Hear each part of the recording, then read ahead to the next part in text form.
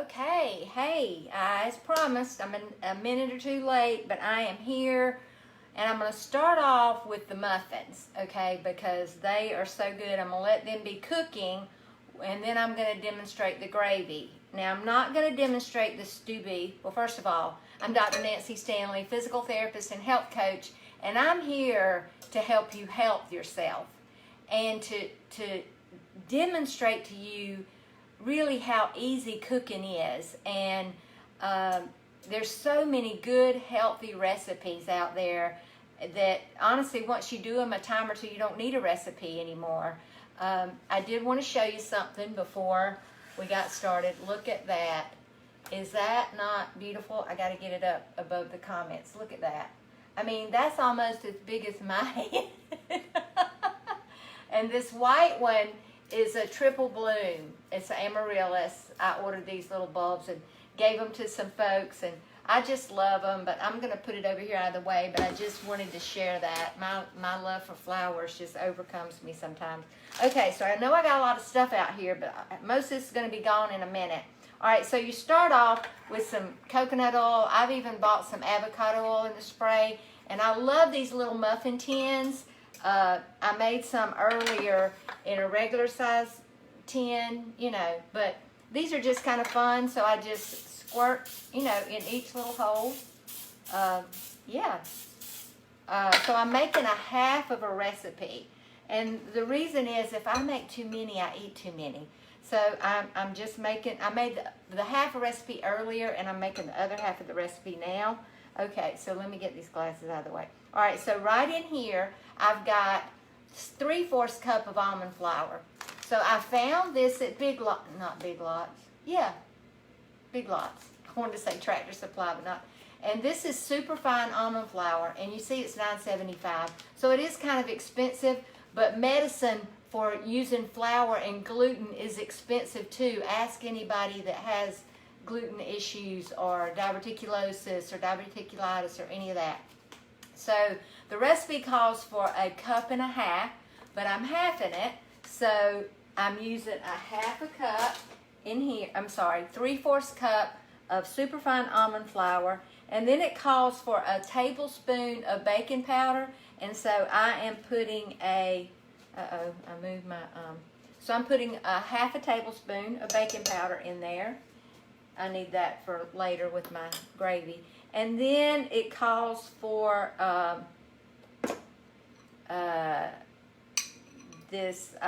it calls for eggs. So it calls for 2 eggs, and I had 1 big egg and 1 little egg. I get my eggs from my neighbor, and so I'm gonna beat these eggs up. You know what I forgot is it calls for butter. So I'm gonna have to put this butter in the microwave. Oh, I got some up here. I forgot about it. There we go. Okay. So that was the butter I was going to use for my gravy. All right, so there we go. So melted butter. And you know why I've got that napkin over the butter? Have you ever had butter explode in the microwave? That is not fun. So you're going to combine the butter. Now let me show you this little thing. There it is. These little spatulas, first of all, they're heat resistant. But they're great for just that. I want to get every bit of that butter out because honestly, just that little bit left in there is about 1/4 worth or 30-cent worth. So I want to get it all, and I love butter anyway. This is a 1/4 cup of sour cream. Now you think, why is it so runny? Well, let me tell you what happened. The sour cream froze or partially froze in my refrigerator. And so normally you would throw that away because, the milk particles break down when they're frozen and thaw back out again. But I can use it in this recipe because it's not, it doesn't need the same consistency. So think about that when you're thinking about your ingredients. You don't want to waste your ingredients. So I'm kind of blending that up together good.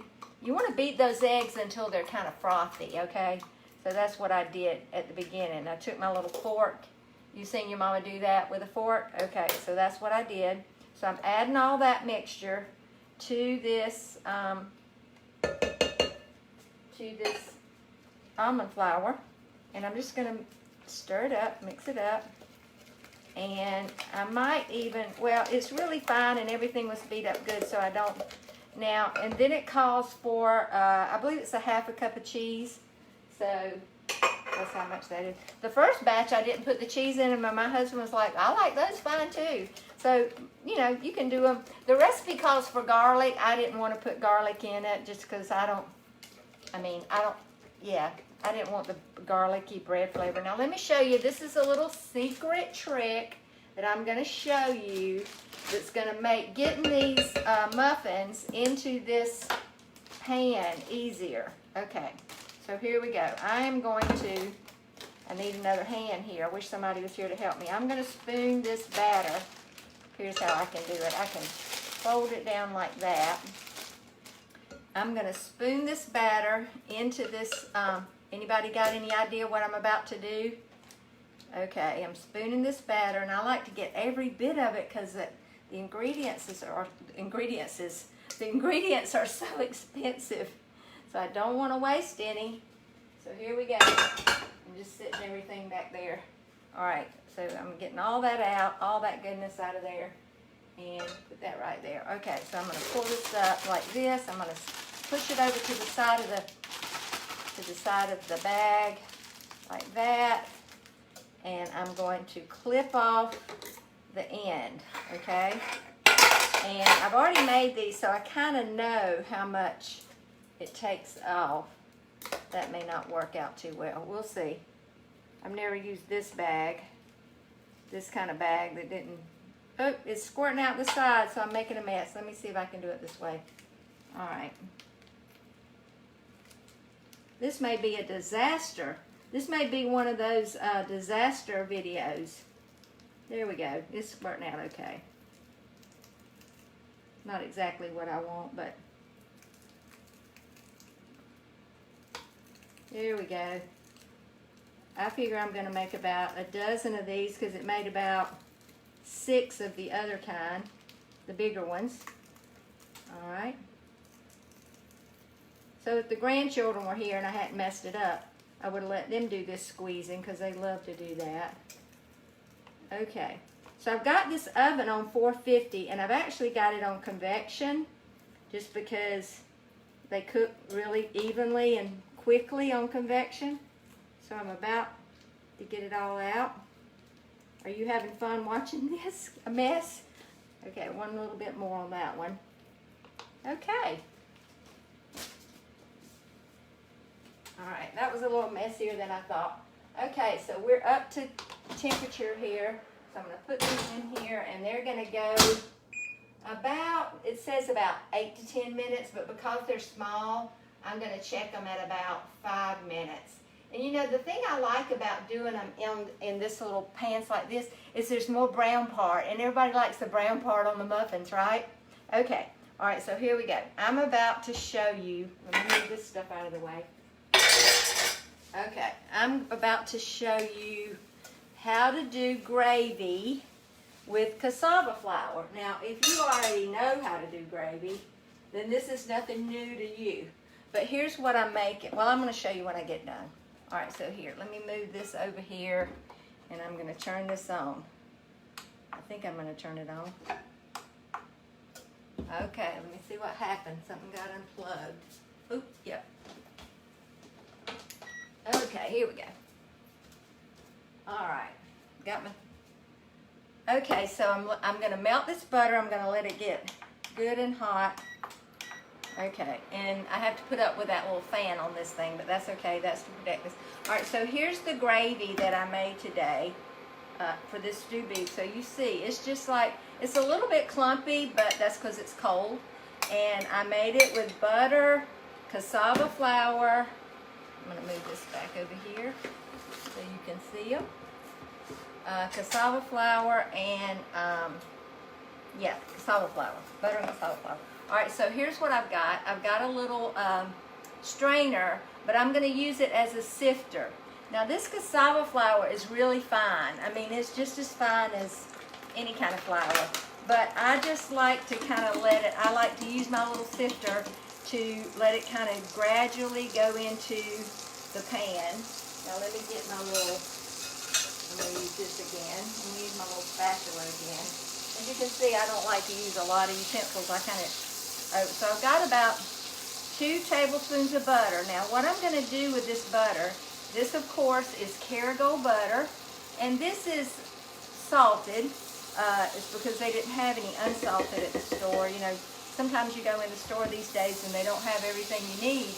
All right, so, but what I'm going to do is I'm going to let that brown a little bit while I measure out. So that was 2 tablespoons of butter. So I'm going to measure out 2 tablespoons of cassava flour. So here's what the cassava flour looks like. It's pretty expensive too. I think I actually got this at Walmart. So, but you won't have to add much salt to this because the butter was salted, okay? So I'm just going to let that butter brown, okay? I'm going to let that butter brown, and I'll see over here I have forgotten something. Yeah. Okay, so you see it's starting to brown up. I don't know if you could, yeah, that's enough. So I'm going to start putting in the cassava flour.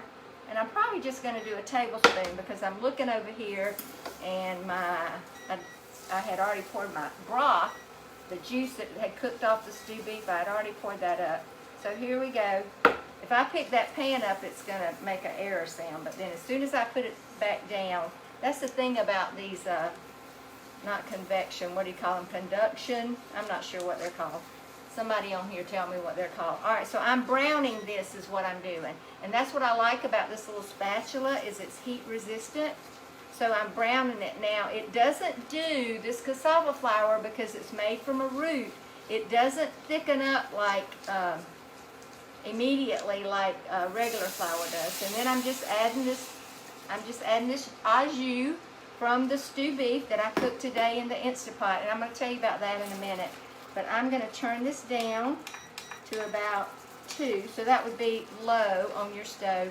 And you're going to see it start to thicken up. Look at that. It's already thickening up. And I would add some pepper to it. And that's just delicious. I mean, you can't beat that. Look at that, how pretty and creamy that is. Now, you probably, and if I had more juice, I would add more juice to it. But I don't have any more juice, so that's what I've got. I do have some more juice in my pot that I could probably strain out. Yep, there we go. Okay. All right, so there we go. I'm going to turn that off because I cooked it. It really doesn't need to cook. And you could add milk if you like milk gravy, but I probably wouldn't add milk to this. I usually like to add milk to like chicken gravy, you know. Okay, so I'm going to add some pepper, and that's going to be so good. And now, okay, so let me tell you how I did this stew beef. So, well, before I do that, I'm going to turn this off because that'll turn that fan off. Okay, I'm going to push this forward, and I'm going to show you this. All right, so here we go. So I cooked this spaghetti squash. I cut it in rings, just like this, and I cook. You see how I have already peeled this, and it comes out, and it's soft. Let me check on the muffins. Here we go. Oh yeah, they're already done. Look at there.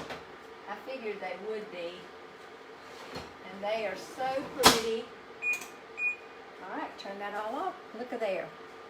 They maybe could have gone a minute more, but they're definitely done because when I touch them, they bounce back. Okay. So, you saw how quick that was to make those muffins? Yeah.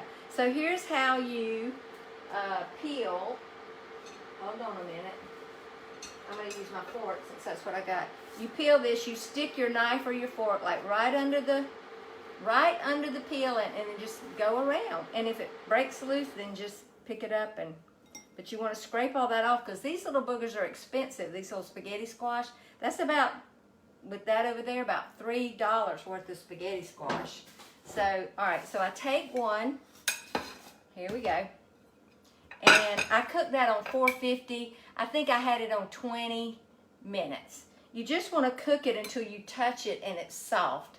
But you don't want to overcook it. But that's what you call roasting them. They're roasted, okay?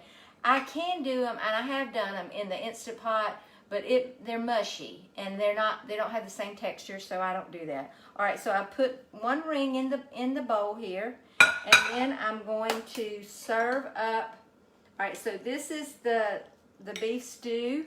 Now you're probably thinking, well, that doesn't look like beef stew that I've had. It's got something else in it. Well, let me tell you what it's got in it. It's got, yum, it's got spinach in it. I just put a pack of frozen spinach. So I'm going to tell you, hit the like button because I'm telling you it's delicious. My husband said that's some of the best stuff you've ever made. So I'm going to tell you how I did it, and then maybe another night I'll demonstrate it, but I had to have supper earlier. So I had 1.5 pounds of stew beef, or beef stew beef. Y'all saw the questions. I think it was mostly that the meat is called stew beef, and when you cook it, it's called beef stew. Okay, so this is beef stew, and the meat is stew beef. All right, so everybody has their own opinion, right? Okay, so I didn't even brown it. I've tried it both ways, and honestly, I can't tell the difference. So I put that stew beef over in the Instant Pot with a carton of Kettle and Fire bone broth, and then I put 2 beef shanks. I bought the shanks, and honestly, the shanks looked like ribeyes. They had this bone in them. That's all the bone they had, but the rest of it was just pure beef with marbled beef, and it was so beautiful. But I wouldn't have just used the stew beef because it was very lean, no fat in it at all. And that's not going to be as flavorful. It's also not going to be as healthy because I want some good fat. This is all grass-fed beef from Reedy Creek Market.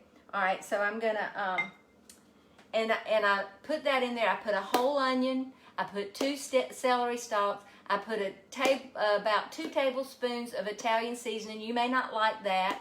I put about 1/4 of a cup of Bragg's liquid aminos. Y'all know what that is. All right, here you go. Bragg's liquid aminos. And then this was the Kettle and Fire bone broth, but this is the chicken. I used the beef. You want to order this. I ordered this in a 6-pack from it's bone broth, okay? If you make your own, you're going to have to boil bones for about 12 hours. And this is made from, this is organic free-range chickens, okay? So I love that. All right, and then I added, so I cooked the meat first, all right? I didn't put any garlic because I didn't want a garlic taste in this. And then I cooked that for 30 minutes in the Instant Pot. Then you have to let that cool. And then I dumped in there a bag of organic spinach, frozen spinach, and a bag of organic vegetables. Now, it does have corn, does have peas, which is not totally optimal, but it was all organic, okay? So, dump that in there, and then cook that for about 12 more minutes, and took it out, and that's what you got. And then I made the gravy with the broth that I dipped off. So, you see this gravy. It is beautiful gravy. Look at that. And now, if my Big Daddy was here, I see you on here, Terry. You remember my Big Daddy. Here's what he would have done. He would have taken that cornbread and cut it open. In fact, I'm going to do it just in memory of him. He would have taken that cornbread and he would have cut it open just like that. And he would have, or he would have done this, or he would have told my grandma, Ma Betty, he called her Betsy, to hand him a glass of buttermilk, and he would have crumbled that cornbread up in that buttermilk.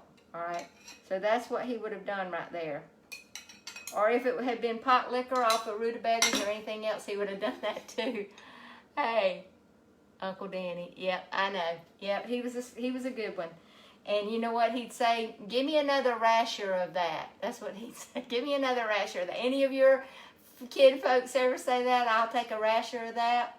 Well, this is a rasher of cornbread without any corn. There's no corn in it. It's totally gluten-free, and that's what I love about it. And the gravy. So you think you can make this? Of course you can. Yeah, hit the love button. You can make this, and it's totally healthy.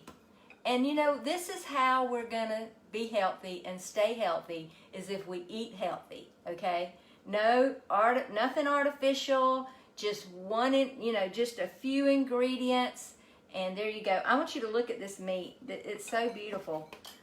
This is a piece of that stew beef, and it is really, really good. It's really tender.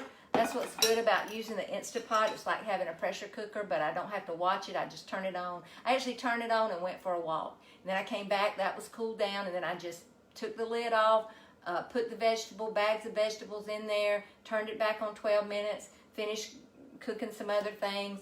And, you know, this is, I've got supper now for the next 2 nights. Now, I'm fortunate. My husband will eat the same thing 3 nights in a row. But, and you know what? He's like, what else would we have?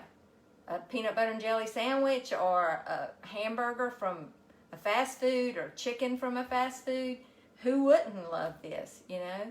So I just want to encourage you to be healthy. Hey, Dolores. Hey, Melanie. Hey, Marcia. Hey, Tony. Yeah. Hey, Melanie again. Okay. I turned the oven off. Okay. So here we go.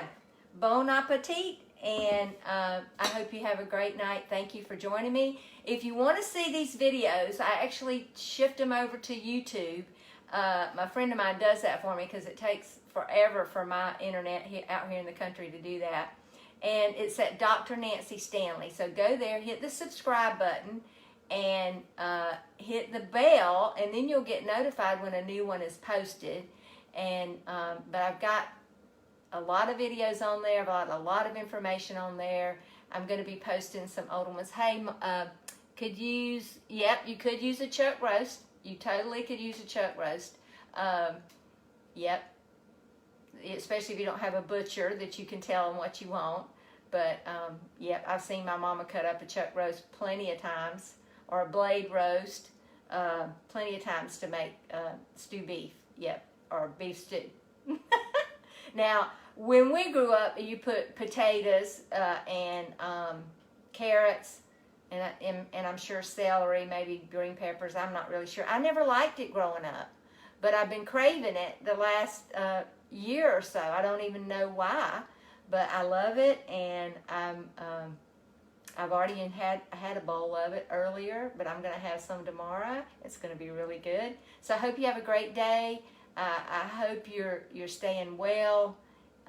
Yeah, let's see what Bridget says. The frozen vegetables are better than the canned ones. Yes. Well, if you could get them straight from the garden, no. You know. But here's what happens. The frozen vegetables, this is what the information says. They actually are flash frozen on the farm. So they're preserved right there. The vegetables you get that are fresh, who knows how long it's been since they were picked.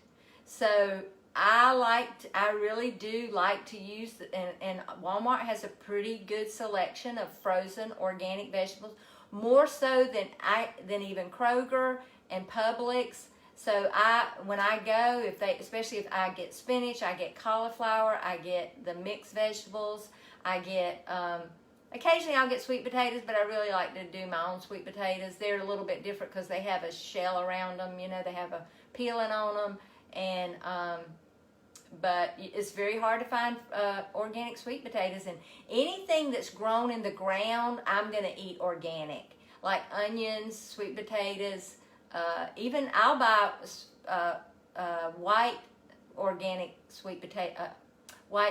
potatoes sometimes. Just, you know, my family's coming, you know, I'm going to make mashed potatoes, or I'm going to make French fries. You know, it's not something we have a lot, but occasionally I will. And by the way, I use the cassava flour to batter my French fries. That's one of my children's and my husband's favorite things that I make is battered French fries.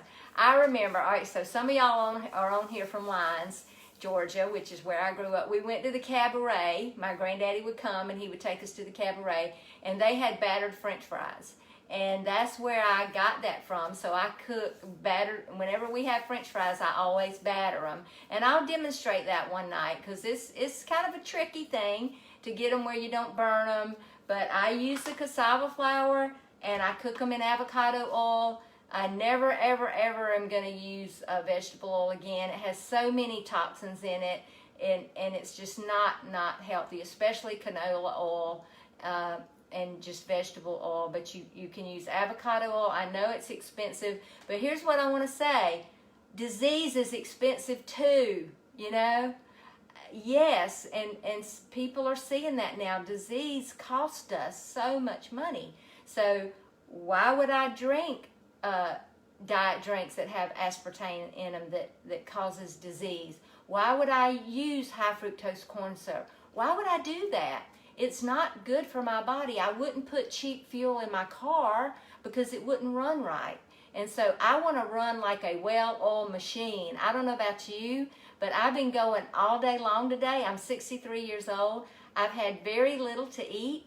I did eat a muffin earlier. When those came out of the oven, I'm just going to tell you, I couldn't resist. I took that muffin and I put that butter, that softened butter on it, and I just had me a little feast, and it was so good.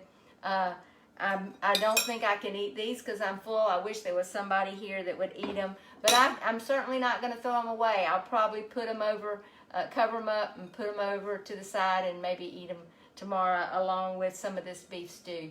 But I hope you're cooking healthy. I hope you're serving yourself. Let's see what Marcia says. The cabaret, cannot spell it. Yeah, C-A-B, you got it right. B-A-R-E-T. C-A-B-A-R-E-T. I remember those fries, yes, and their hamburgers were so good. Okay, if you want to hang around, I'm going to tell you a story about the cabaret. My granddaddy would always come down from Atlanta, and there were 5 of us kids, and he would take us. We didn't eat out. I mean, you know, with 5 kids, I mean, we just didn't. I mean, when we went on vacation, we ate out because my mom was not going to cook on vacation. But we didn't eat out when they came. Usually we had killed a cow and we would have a feast with hamburgers and steak, but we just didn't go out to eat. And but when my granddaddy would come, he would take us all to the cabaret to eat, and they had wonderful fried shrimp. I wish I could remember the waitress's name that worked there. If Tommy Alexander was on here, he could tell me because his parents owned it. Marcia, do you remember their names? Melanie, do you remember their names? Okay, anyway, it's kind of like the waitresses at Chatters now. You know their names because you saw them regularly. But anyway, they would, so my granddaddy was driving, of course, and I remember I was sitting in the back seat, and I can't even remember what kind of car he had. But we pulled up to, you know, there's a big plate glass window. There's a church there now, of all things, that they've added onto. But we pulled up to the plate, we pulled up there, and the brakes gave way on the car. And I remember my granddaddy just pumping the brakes. Now, he was a big old man, and he was literally shaking the car. The car went up into the hedge, okay? And I don't think it hurt the car, but it sure did scare us. And, you know, after that, I don't even remember. I'm sure we ate, but it was definitely something to talk about. So I'm glad you joined me. I hope you enjoyed that little story. And it's good to see some of my friends from Marcia's on here. Her daddy was a congressman, and Malone Sharp. And, yeah, so I loved him. He was a handsome young man, yeah, I had a beautiful wife, Connie, and yeah, and loved him and loved that family. They were related somehow, I think. Marcia, you could probably tell me, but you know, a lot of good memories from Lyons, Georgia. So thanks for joining me, and go cook something healthy, and we'll talk soon. Have a great night.